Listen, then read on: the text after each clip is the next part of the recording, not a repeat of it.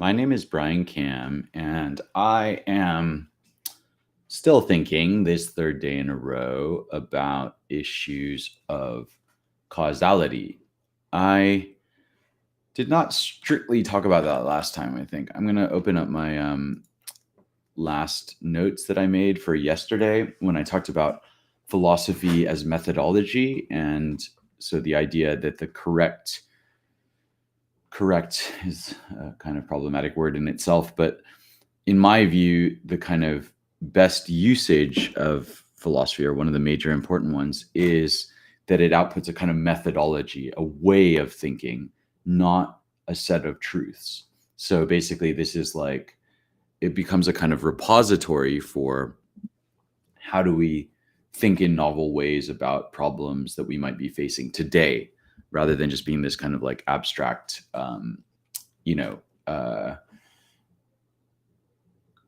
method of inquiry that's supposed to, yield these contextless truths. I don't really think that for me, the idea of truths that have no context is less useful than things that might actually work in the real world. And so the idea that philosophy might be better seen as a set of tools for thinking about difficult problems, as well as a way of building new tools. So the study of philosophy, therefore, is not to learn or imbibe or ingest existing truths, but to learn how to think. And this is almost precisely what this is going against that article that I linked to yesterday, which was on, I thought I linked it. Maybe I didn't link it. That was on The End of History by, and I keep forgetting his name. All right, I know it's the syllables. I want to make sure I say it right. Hanno Sauer. So I'm going to link that today, and I probably should link that for yesterday as well. But so that was the idea that his idea is that what we should be doing is something like skipping the history of philosophy and going straight for modern philosophy. And I was saying, and I'm all for experiments. So if we wanted to, if we had the, resources to fund a bunch of different types of philosophy, some who go hard historicist route and try to say like, okay, what are all these arguments? And then see how those take this overall tradition forward, versus a bunch of people that don't study any of the old stuff. They just go straight into the new stuff and just see what they come up with. I'm all for that. My objection is not like, he's wrong. Historicism is like the most important thing. It's just my own experience and in my education. To be fair, I studied literature, but as I've discussed elsewhere, including on a recent podcast, which I'll link again, I would have liked to study philosophy, actually. And I found the analytic tradition entirely opaque, and I could not really do the logic stuff. And that may be a flaw in my own abilities, but it also may be like, I would also like to posit that it could be a not great direction to go in for philosophy in general. And surely those things are linked. Probably if I was extremely good and really, really liked logic, then I might be telling a very different story today. At the same time, in the interest of having multiple different philosophical threads going at once and seeing which one works, because in my sort of pragmatist framing, if the philosophy does not yield good results, basically in some kind of, tangible way, or if adopting a philosophy doesn't improve your life or the lives of those around you, then that's kind of like a sign that the philosophy is not that good. That will be kind of my judgment of it. And I see I've got up my Twitter and podcast. I posted a podcast yesterday as well, if you're interested. The link is there beneath my speaking face, anchor.fm//bcam if you want to subscribe to the podcast. I will be doing monologues there, but I haven't yet. And then I'm going to show you this other one, which is just Twitter and my Patreon. So everything I'm doing is getting posted to Patreon. So if you want to know exactly what I'm doing, please consider supporting me on Patreon. If you want to get occasional updates, then the better place to do that is on Substack, which I'm not currently updating all that often, but that's where I'm going to make any big announcements will come out there as well. So if you're just like, I don't have money or I don't want to support you on Patreon, but I do want to know roughly what you're up to on a kind of like monthly basis, then the place to do that would be actually Substack. So there's the Substack link. So yesterday I was talking about philosophy as methodology, like a kind of way of viewing the product of competent inquiry, as I said, with John Dewey. And he thinks that knowledge is the proper product of competent inquiry. What I'm saying is, I mean, in the broadest sense, I do agree with that. But I would also say that for me, what's more important is that there's something methodological. And methodological just means that it's a way of knowing how to do something you can put into action.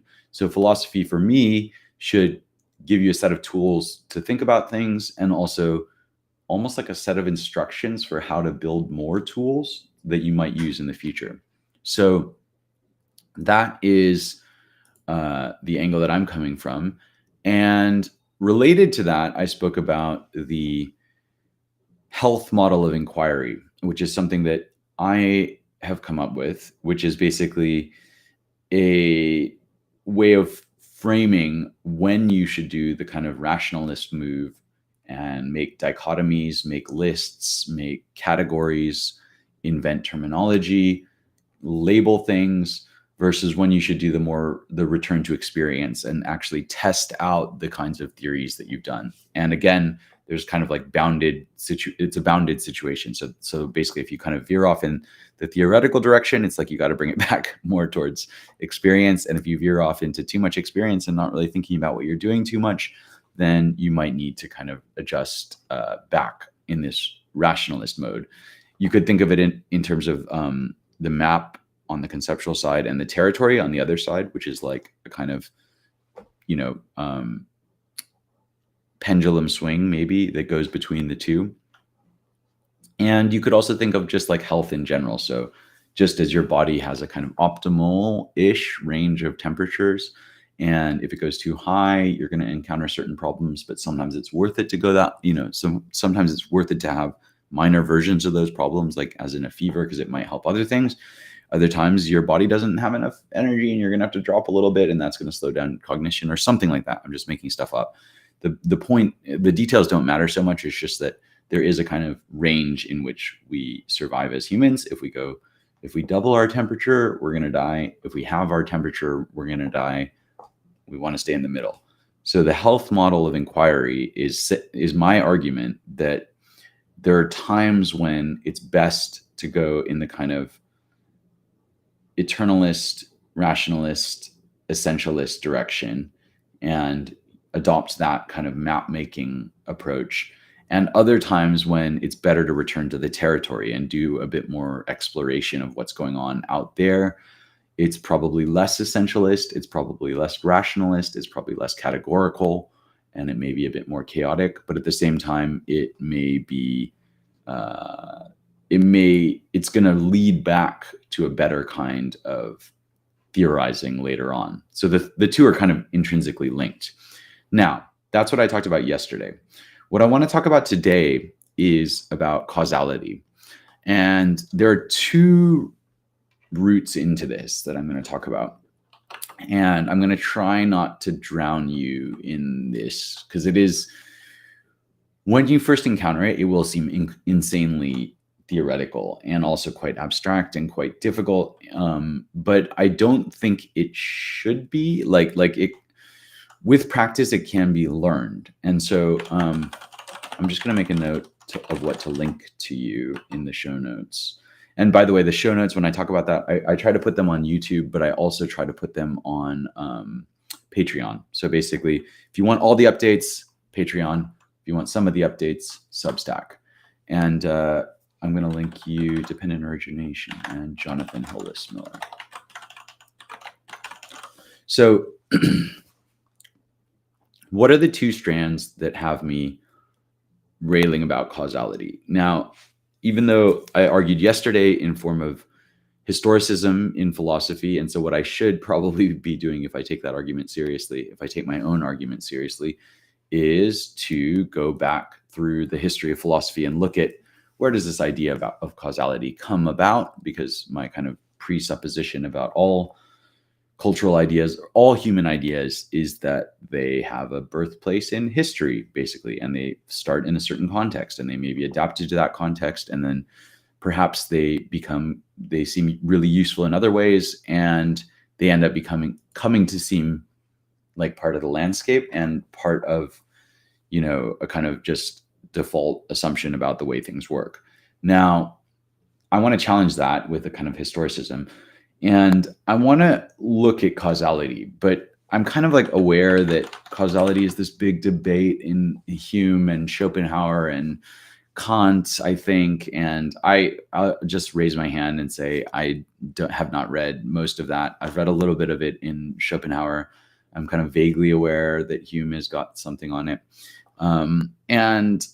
But I'm going to just say that I don't know that stuff. And what I'm going to talk about is from two views in particular. The first is Buddhist, and that is a concept or a set of tools called dependent origination. Sometimes you'll see it written as dependent co-origination. Sometimes you'll see it written as dependent arising or dependent co-arising. The thing that it is not is codependent. So it's dependent and then either co or not co, and then either origination or arising. So basically, Buddhist dependent co-origination. It might be fun to do a little,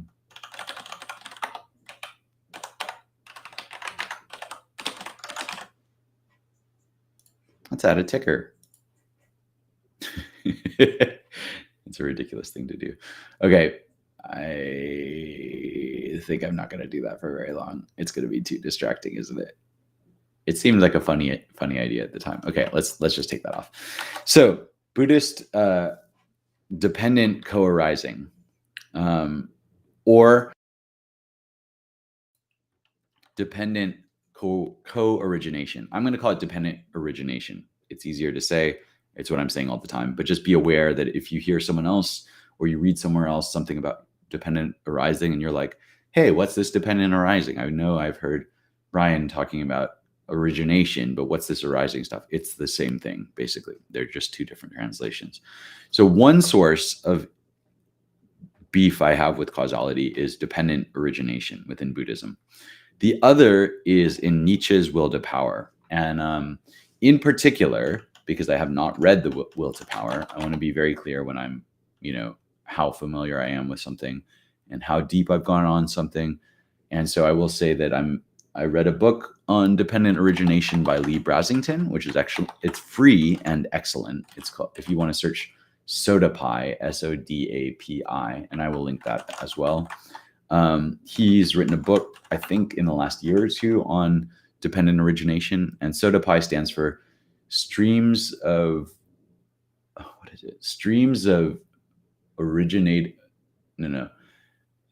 dependently arising processes interacting, I think. So it's this kind of process philosophy view where there are no objects, there's just processes of different speeds, which is something that could be supported by modern science. And just in the interest of transparency, I'm occasionally looking at the chat, but if you're here and watching on the chat and I'm not responding to you, please bear with me because I'm trying to make notes and look at things, and I will come to it eventually, but I haven't. I'm going to talk a little bit about other things first. So dependent origination, Lee Brasington, SODAPI, streams of streams of dependently arising processes interacting. that's a mouthful, isn't it? But basically just the idea that there are not objects, there are not people, there are not this, there are not that. There are in what's called the mundane view of Buddhism. So basically in the mundane view, it's just the naive view that basically like, yeah, there's people, there's, a cup, there's a mic, there's me recording on the video, etc. Then there's a kind of like other, I think it's called super mundane view, which is basically saying none of that is true. Like those are all just kind of like conceptual stuff that we layer on top of this, not mess, because it is ordered, but there's these streams. So like I'm a process, I process food into this continued living thing that I am. A flame is a process, the light shining is a process, but also, this piece of plastic on my desk is also a process. It's just a very slow one. So it seems like a very stable object, but of course it's made of matter. The matter was somehow came out of this, nebula of hydrogen or something like that. And it was in a star, and then it was part of life. And then it was, the life died and it became some kind of fossil fuel. And then, now it's a piece of plastic on my desk, but it won't be that forever, will it? So, that's just like the streams part. And it depends on previous things having happened.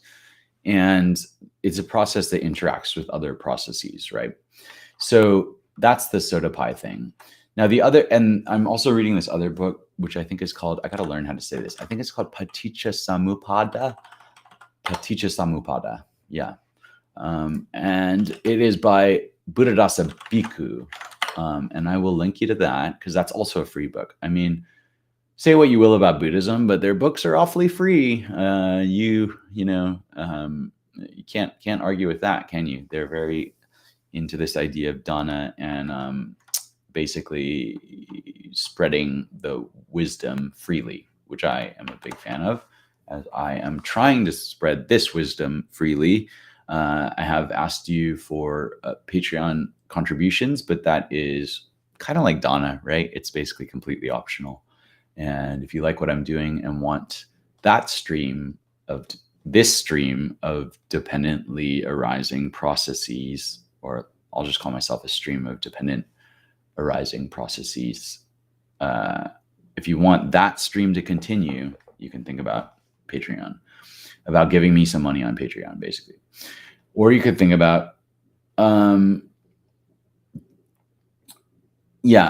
picking up these free Buddhist books and taking all this in for free. I have been a great beneficiary of free knowledge. I mean, like these days, the internet is just like amazing. Like, it's just like you can, someone makes a reference to something in ancient philosophy and the Loeb classics are all online. You can just be like 5 seconds later. And I'm someone who was born in the 80s. I grew up in the kind of transitional point of this where usually if I wanted knowledge, it was like I kind of had to get to a library, and maybe the library wouldn't even have the book. And if I was lucky enough to be at a good university, which I was very lucky to be at a good university a couple of times in my life, and in those situations, I could almost be guaranteed at Princeton or Cambridge to be able to pick up a book and be able to go to the right library, get the right book. And it's like a couple hours. And right now I'm actually lucky enough to be in London. So even though I don't exercise this insane privilege, I am about a half hour from the British Library. The British Library is insane in that most books you want, once you get the reading pass, which is not hard to get at the time I got it, I told them, which was the truth, by the way, I didn't lie about it, but I was translating French poetry into English, and I just got a card. And so in reality, if I was like, okay, I need to see what this specific, book or whatever that's hard to find is, I could probably have it in 2 hours, maybe a day at the most, because they do have stuff in storage. But that we are, I say we, if you're on this internet thing that we've got, you're already insanely blessed. If you are in London as well, you are also insanely blessed. And I imagine other cities have similar things, but I think the British Library is one of the real big ones. Okay, so that's an aside saying how lucky we are to have all this for free. one thing that I think I got for free, I know I didn't pay for it, so I somehow got it for free. Jonathan Hillis Miller, The Disarticulation of the Self in Nietzsche. And I think it's on JSTOR, and I have some kind of login to JSTOR somehow. I can't remember how I got that. So I'm going to post that to you. And these two things are the way that I've come to my issues with causality. And I know that's a long intro, not saying very much, but let's look at this issue of causality. So dependent origination, I think I'm not going to do today. It's really important. It's also very complicated. The Buddha, who is quite famously a pretty smart guy, he says that it's very subtle. He actually reprimands Ananda, who says, yeah, all this is obvious. And he's like, don't ever say that again. Basically, he's like, this is not obvious. And so dependent origination in the kind of most famous version has these 12 links that lead from, the simplest way to say it is they lead from one, if this, then that, and if not this, then not that. So that's like the kind of, actually, that's not even dependent origination. There's another thing called, it's not Paticca Samuppada. It's, or maybe it is Paticca Samuppada. No, it's not. So Paticca Samuppada, I'm sorry, I keep saying this word. I know. What's that story about? Like, is it like Stephen Hawking or something? They're like, every equation you put in this book is going to like reduce your readership by an order of magnitude or something. I'm sure someone ought to tell Buddhist people this, like, just don't say any Pali or Sanskrit words.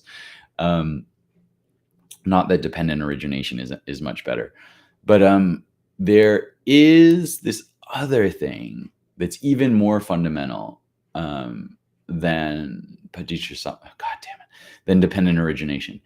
And I promised I wouldn't talk about this too much today. What I'll just say today is that it's a way of saying that, like, if this exists, that exists. And in the simplest form, the this and that are, if ignorance exists, then suffering will come to exist. And in this trajectory that leads from ignorance to suffering occurs the birth of self-view. So selfhood comes about through this process. So that is a teaser for something that I'm going to talk about later, which is basically dependent origination. The thing that I want to talk about today is more like Nietzsche's view, which is like so similar. Like I actually need to, like, I'm planning a Twitter space with my friend Jake Orthwine, who is great, and you should follow him on Twitter. And I'm gonna link you to his Twitter so that you can follow him in the show notes. So the other way into this is Nietzsche, The Will to Power. And in particular, another article that I'm going to link you to, which is Jonathan Hillis Miller's The Disarticulation of the Self in Nietzsche. And I'm just going to look at one example from this thing. It's a hard text in some ways. Like, not only is Jonathan Hillis Miller's look at Nietzsche difficult, but he actually says what Nietzsche is saying is difficult. The Buddha says that dependent origination is difficult. And I think there's an overall story of why these things not only are difficult, but should be difficult. And I'm going to try and explain what the hell, I know I've been talking around this for ages. Okay, so let's go to the one example that I want to pull out. This is from Hillis Miller's thing, and it's in Nietzsche, basically. Jonathan Hillis Miller, Nietzsche. I think Hillis is his middle name, so I should really either just call him Miller or Jonathan Hillis Miller. So, and sorry for the very provisional nature of this lecture. It is a draft. I should have said that at the beginning. So the example in Nietzsche is this. Let's say you're sleeping. You're having a nap, right? You're in a room, lying on the couch. You're asleep in some kind of shallow sleep, right? You're dreaming.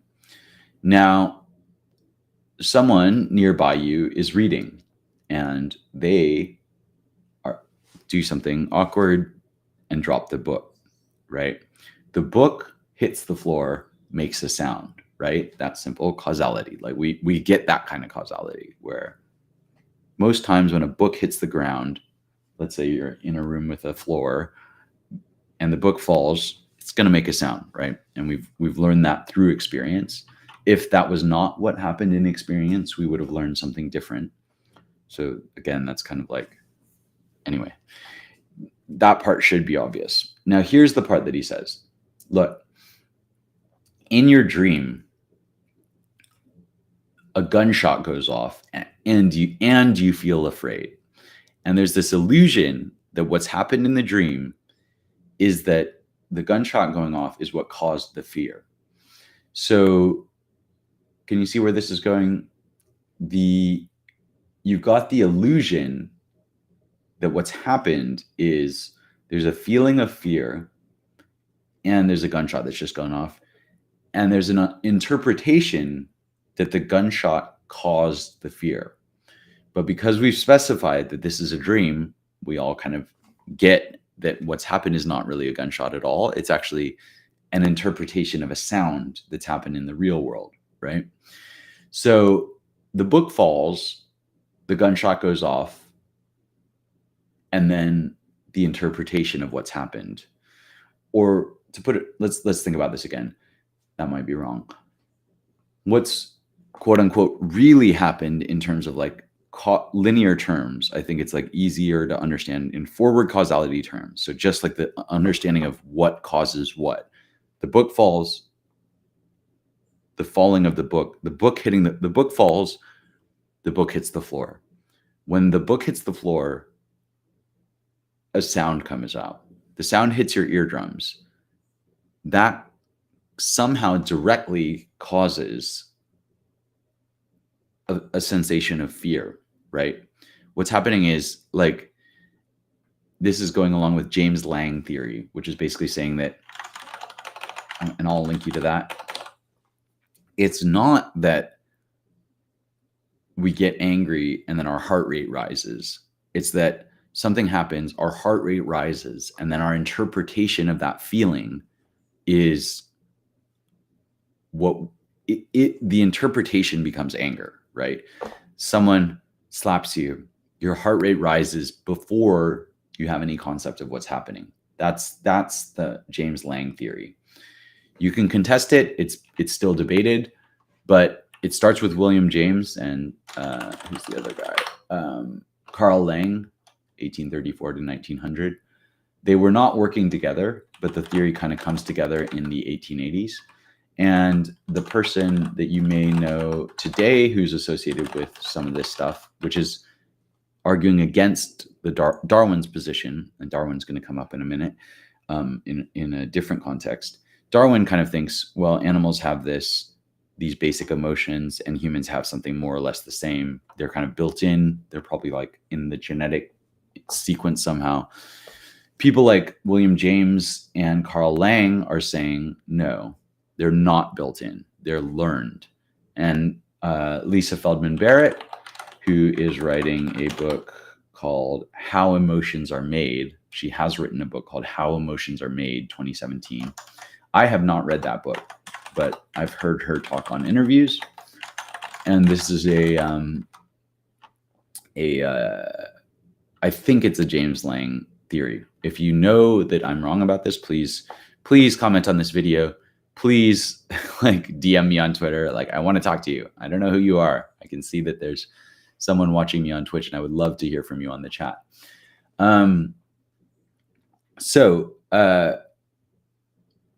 Lisa Feldman Barrett, How Emotions Are Made, James Lang theory say that we misunderstand the order of emotions. So emotions are not this basic built-in thing that, are caused by external forces. Rather, external forces, if you want to call it that, really internal sensations, right, cause some kind of physiological reaction. And then we have to interpret that signal that's coming in, right? So someone jumps out, like this door suddenly opens and there's a stranger there or whatever. Now, I'm very tempted to say the stranger, the appearance of the stranger caused my fear. James Lang theory would say, nah, it's more like something sudden happened, fear has arisen, and then at the same time, or maybe just slightly after the fear arising, then an interpretation happens that says, it's like a very fast interpretation that says, this has caused this emotion. In reality, it's more, sorry, I shouldn't say in reality. Under this theory, the James Lang theory, what's going on is better described as something sudden happens, physiological arousal occurs, physiological arousal gets mapped into an emotion like fear, and then a story is required to understand what caused that fear. So to return back to the book example, the book hits the floor, the sound goes into the air, the movements in the air go into your eardrum. That causes somehow, I'm not going to specify how, your heart rate to rise or whatever, some kind of physiological arousal. That gets interpreted as fear. And then at the tail end of this, gunshot gets appended, right? And this is why it's important to specify the dream nature. It makes it clearer what's going on, because we know that in reality, unfortunately, the only apprehension we have of reality is through this process, right? So you can see how we can be easily misled. So in the dream, what happens at the end is this act of interpretation, whereby we interpret the fear as having been caused by the thing that we posit. We posit a cause, we infer a cause, and we infer a causal link. So basically, we not only come up with the story of what caused the fear, but we also come up with that story of causality, right? Because in this case, you can see that the causal story isn't true. And that's what makes it easier to follow. Because if you're awake and the book drops, it's harder to grasp this same process. But what Nietzsche's saying is, it's exactly the same process when you're awake. So the book falls, and what happens is you hear the noise, you get annoyed, like you're physiologically aroused. Then after that step, you infer, oh, that person's dropped the book. And then so quickly thereon, like there comes a story about that person like intended to do that or something, like there's an attribution, there's like a story that comes out of it. But what you don't realize is that whole story comes out of the sensation. So in other words, feeling comes first, basically. Feeling is first. I always found that annoying. The E.E. Cummings understanding, since feeling is first. What he says is, since feeling is first, who pays any attention to the syntax of things will never wholly kiss you. Now, the reason I dislike it, what E.E. Cummings is saying in this poem that has, I know you're like, how have we got to poetry? I'm going to show you. Can I show you this poem? Yeah, let's try that. Yeah, there we go. Can I like zoom it in and stuff?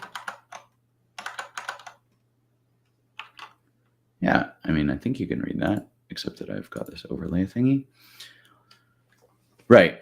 Since feeling is first, who pays any attention to the syntax of things will never wholly kiss you. Now, I'm not going to do the whole poem. The reason I think this is wrong is because of a kind of equivocation on the word feeling. So if by feeling you mean something like the Buddhists mean by Vedana, then yes, this is right. Feeling is first. If by feeling you mean something like fear, anger, love, then wrong. Feeling is not first. And so, at least in the understanding of dependent origination, which again is very hard to grasp, isn't it? So I want to kind of go through this again. I had this, like, I mean, dependent origination is not hard to grasp, even if you lack self-view, or if you've kind of broken through self-view. And this sounds like a kind of mystical, blah, blah, blah, difficult thing to do. I think I should find this. I have some, you listen to all these Dharma talks, like, at least for me, I listen to a lot of Buddhist lectures and things like that. And, oh yeah, I said I would give you sources for my dependent origination stuff. One is Lee Brasington. Another is this set of podcasts that I'll link in case you're interested in learning about this yourself. And the other is, I've already said, is the Paticca Samuppada book by Buddhadasa Bodhi. And so, although the Buddha said that dependent origination is very hard to grasp, I also have this sense that he said that even the worst student can get stream entry, which is the destruction of self-view, within like 6 months or something like that, with diligent practice, or maybe while on retreat or something. And of course, a 6-month meditation retreat or whatever he's talking about may not be like the easiest thing for someone to do, but he says like even the worst student can do it in 6 months. And so, yeah, stream entry, like, he also thinks that grasping dependent origination requires you to be able to break out of self-view.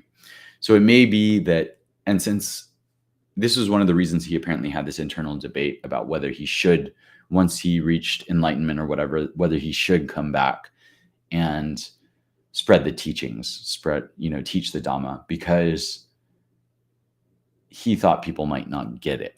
And what he seems to not think people might get is this complicated dependent origination thing. I'm not doing a great job yet. This is very much a draft lecture, so I'm sorry if this is very hard to follow. At explaining why dependent origination also posits a backwards causality, because as you can see, in the conventional view, what the Buddhists would call the mundane view, in our everyday naive experience, someone drops a book, we're annoyed at that person because they dropped a book, right? There's like this causal link of like, well, that person wasn't being careful enough. Their lack of care caused the book to fall. The book falling caused me to be annoyed, right? That's like the understanding. In a kind of Nietzschean or Buddhist dependent origination view, what's happened is much different. Basically, it's basically that first of all, they didn't have any intentionality. Second, there's probably nothing they could have really done not to drop the book, right? So the book has just dropped. Let's just say book dropping, noise hits the eardrum, physiological arousal. Physiological arousal is interpreted as this annoying thing, and then the annoyance needs a story. So then we construct the story afterwards, including all the causal links that led up to this state of me being like, can't you be more careful? So you see what I mean? Like there's like something different between these two understandings.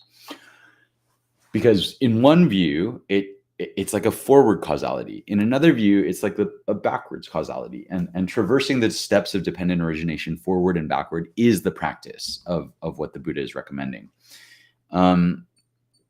My insulin pump is buzzing at me, so I'm going to just plug that in.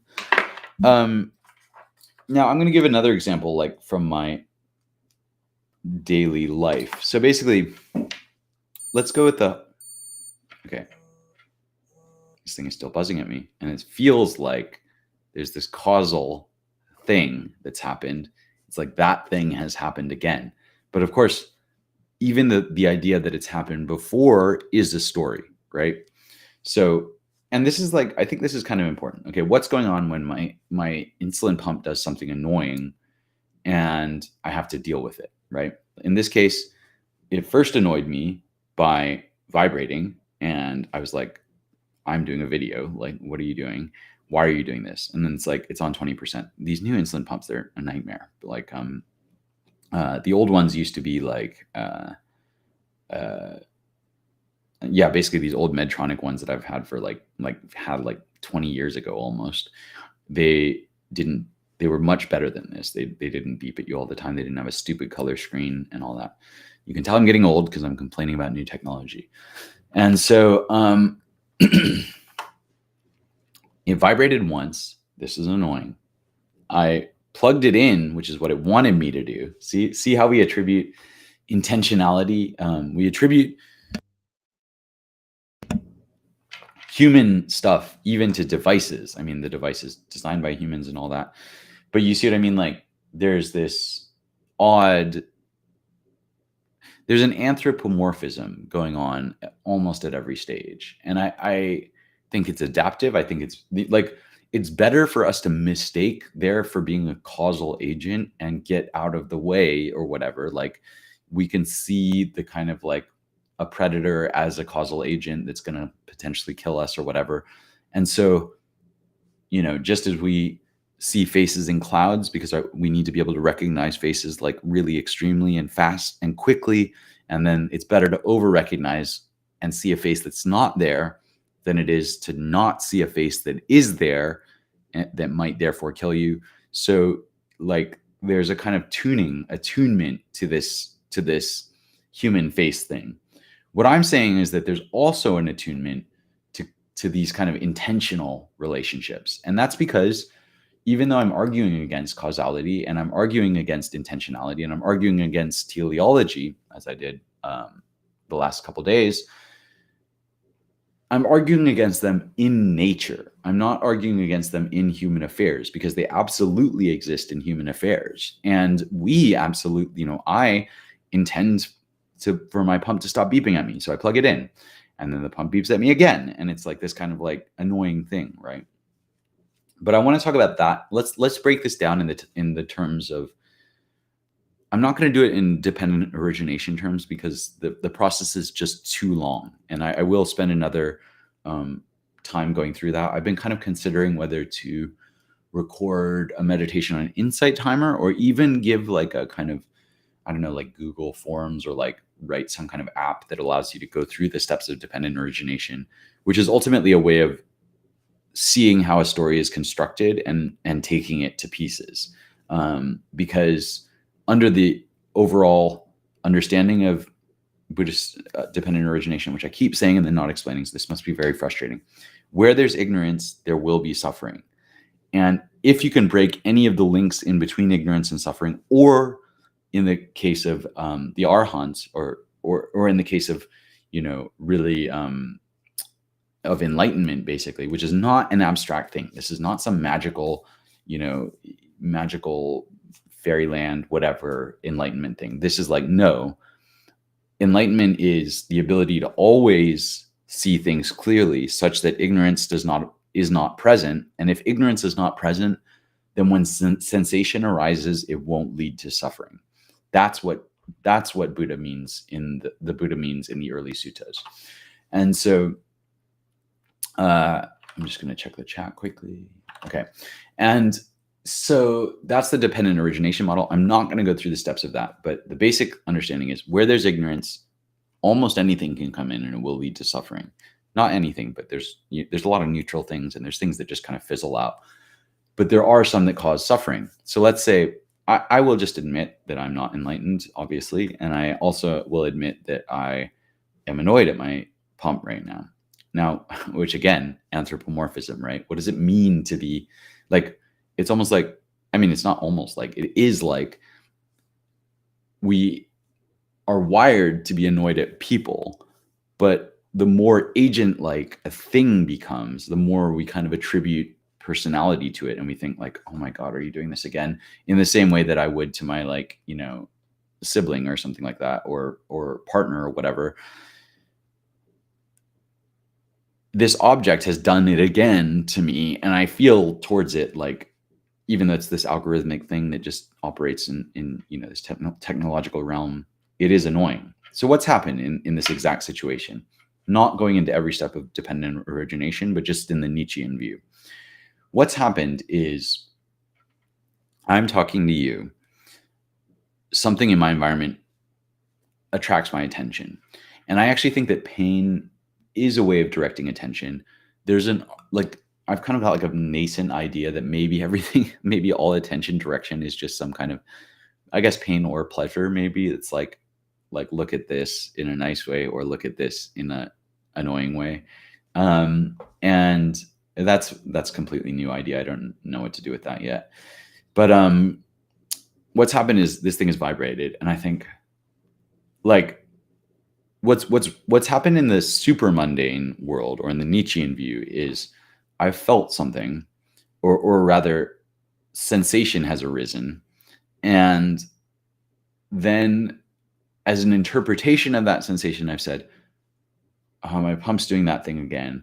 And that leads straight on into this story of like, oh my God, it's always doing this. It's like, and so it's like conditioned by the earlier occurrences of this, right? And I think this is important too, because there's this idea of like sensitization when it comes to allergies and yeah, I'm just aware of this kind of sensitization thing, because I had to have been like, if I put this, I mean, it's a little bit tricky because now everyone has phones and probably is sensitized to these things. But imagine you didn't have a phone. You're happily living your life in 1965 or whatever, and I put this insulin pump on you and it buzzes. You're not going to have the same, you'll be like, what is that? But you're not going to be like, oh my God, it always does this, right? Because that's like conditioned by previous things having happened. Now, so then I construct the story of like, oh my God, it's doing that thing again. What does it want? Okay, it wants to be plugged in. And then I plug it in and then it beeps again. And it's like, this triggers the story again, which is that why would you design a thing that like it vibrates when you plug it in? I mean, I get that phones kind of do this so that you know that it's not. I guess the intention is that so that you're sure that it is charging or whatever. It's a very annoying way to do it, but yeah. So you can see what the super mundane view is. It kind of reverses causality. It basically says, look, the pump didn't really, like the idea that we like to attribute causality, right? We like to attribute intentionality, and this relates to anthropomorphism. It's not the case that what the pump wanted was to annoy me. It's kind of maybe vaguely true that what some designer of this pump wanted to happen is for the pump to take my attention when something's gone wrong. Okay, that's one story on one level. Another story, but on the super mundane level, like on my naive view, what's happened in shorthand and is that the pump has buzzed at me and it's annoyed me. And then I have to figure out what it wants, and it's driving this action. In the super mundane view, this is not at all what's happened. What's happened is a sensation has arisen, an interpretation has occurred, another interpretation, that interpretation has become the input for another round of interpretation, and so on and so on and so on in a loop until I've got this story of this pump is always doing this to me. I'll try to give you another example. Like,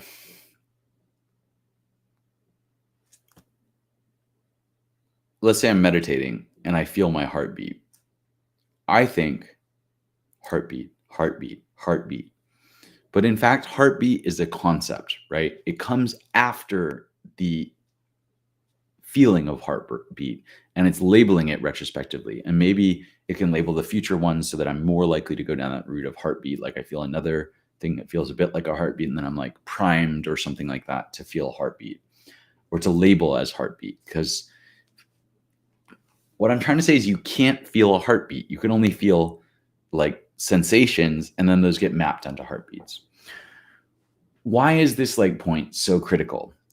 And because it may seem like a lot to be like, why is this worth unpicking? In my view, this misunderstanding is what leads to self-view. This is also what the Buddha argues, that basically in order for us, the idea of I am a person, that is an insulin pump, that insulin pump is annoying me, like I am a thing, like I only become someone or a self in relation to this kind of experience, which is the dependent origination experience. If I were to remain in the arhat state, and arhat just means like enlightened person, basically. So if I were enlightened, let's say, then this would not occur because there wouldn't be background ignorance that attributes causes and allows the self to arise. Now, you may be thinking, okay, this is all like advanced meditative, blah, blah, blah.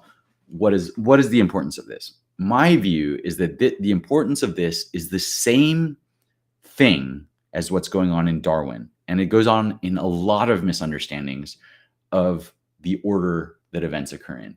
We like to project causality. We like to project teleology. We like to project all these other things onto reality, where in fact it does not exist. So Darwin is a great example of this. We say our temptation is to say, the eye evolves so that we can see. It's teleological. There's a set of causes and, or even better, a creator God creates perfect eyes for us to see. Why? Why do we like to think that? It's because that's how it works for us. Like if I go to make a meal, there's all these like causal steps that I do in this kind of order to basically bring about this end goal of like sitting down to eat, right? But that's not what's happened in the Darwinian understanding of the development of the eye. And what I'm arguing is that that's actually not what's happened even in the individual steps of making the dish. And that even though there may be this kind of like high level causal story that we stabilize all the time that allows these things to take place in the sequence that is required for our desired outcome to occur, that is just not how perception works. It's not how action works. To bring it back to this book thing, the book drops when you're awake. The story comes about of what's happened with the book, but the story comes about afterwards, right? And so the fact that it comes about afterwards leads to all kinds of problems because it causes us. So, like in the case of we drop the book makes a sound. Like we think of that as like a causally forward sequence of events, right? We drop the book that causes the sound. But by taking that kind of simple, like real world causality and understanding it and applying it where it shouldn't be applied, we get into all kinds of trouble. That's what I'm trying to argue. That basically all is not as it appears. And even to do that understanding, because think about it, when the book falls, the way we perceive that is the noise. We don't, let's say we weren't involved in the knocking the book off, because even when you knock the book off, like imagine this, something's gone wrong, right? Like I drop the book when I didn't mean to. Well, still it's experienced first as book dropping, but not always. It might already have fallen by the time, and then you're saying, okay, well, now it's fallen. What's happened? Something's gone wrong further up the chain.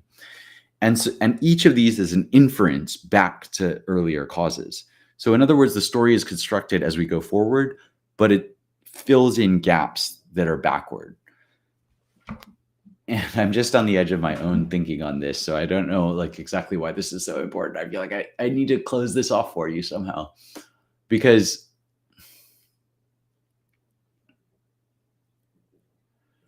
this backwardness, it's like this habitual backwardness causes us to misunderstand how perception works.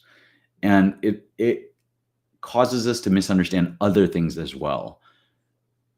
And one would be evolution. This is why Darwin, in really what Darwin is saying, it's so hard to grasp and people don't like it. This is what Thomas Kuhn says about Darwin. What people really hate about Darwin is not that there's no God. That was an idea that many people had had over the centuries.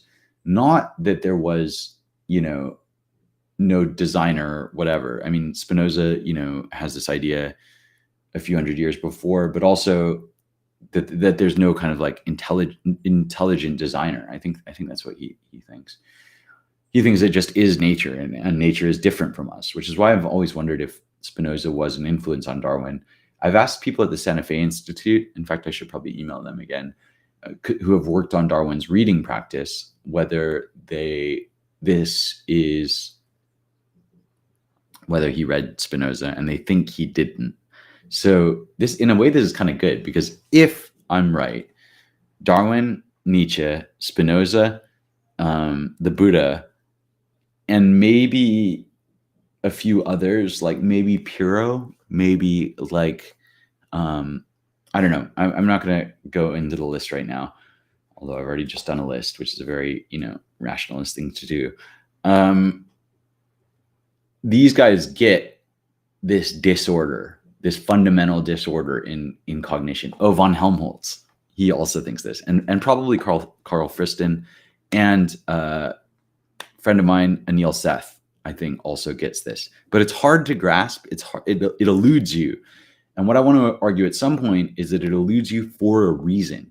You shouldn't be able to see this. It's adaptive to attribute causes. It's adaptive to see things in this order.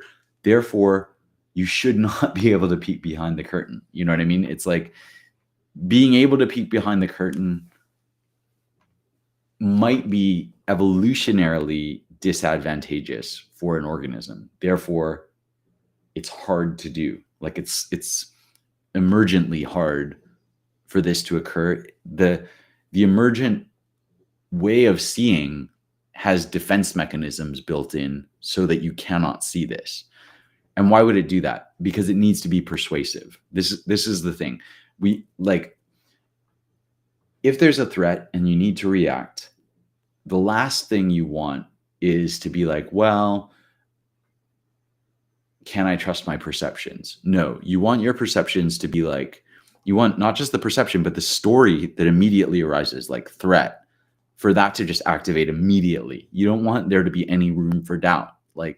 And there's training that reduces that doubt, right? Where you become even more reactive or more violent. You can also do this training that the Buddha proposes, and it makes you less reactive and less violent. And again, this kind of relates somehow to this, are we going more towards the conceptual, or are we going more towards the phenomenological?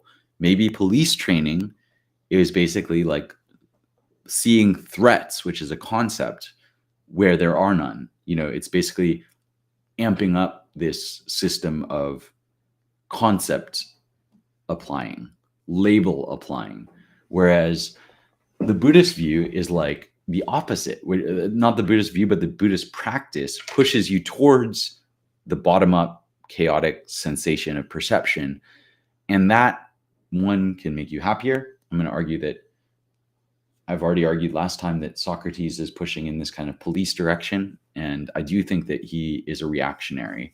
He's trying to restabilize a truth that does not exist anymore. It did exist in some form in Homer, and his attempt is a late attempt to fight a kind of multiculturalism that's happening in ancient Athens. That's its whole own thing. I feel like I don't even know where to quote that, or whom to cite for that idea. I think it's in Nietzsche. Nietzsche writes about this problem of Socratism. So that is my initial introductory lecture against teleology. If you are watching this, thank you. I am very grateful, because I know it may not have been the easiest one to watch, and it may not even make sense yet, but this is a draft lecture, and I'm hoping that it made some kind of sense to you. I may go more into dependent origination, or I could go more into Darwin. I could go more into Taoism or Zhuangzi, who Zhuangzi might also have a kind of view of this. I'm going to put up my Twitter in case you see this somewhere else and you want to follow me on Twitter or DM me on Twitter. That is available there. And so twitter.com/BrianCam.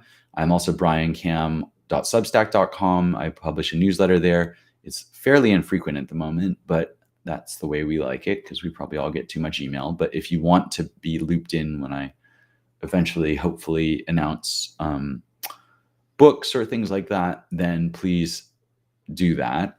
Final thing, Patreon, which I mentioned before. If you would like to support this work and get frequent updates of what I'm up to, like as in I tell you exactly what work I'm doing every day, then that will be available on Patreon. You can get in touch if you want to talk to me about my Patreon or just anything else, really. I would love to hear from you. So I will leave it there. Thank you so much for watching. Oh yeah, I did a, I'm trying to think of that. Yeah, I did a salon last night on the conflict or purported conflict between creativity and the market, or just like how we experience this tension between wanting to do things like what I'm doing today, which is trying to authentically somehow get across this crazy, weird thing that I'm into right now, with the fact that I'm not working a job and how can I like survive. So that was last night. If that sounds interesting to you, we are considering doing another salon maybe in about a month or something. So that would be like end of October. If you feel like doing that, then you would be most welcome to join. Please DM me on Twitter. Please email me. You can contact me through Substack. You can contact me, I'm sure, through Patreon. So please get in touch, or you can respond on Twitch or YouTube. Thank you so much, and I look forward to speaking with you soon.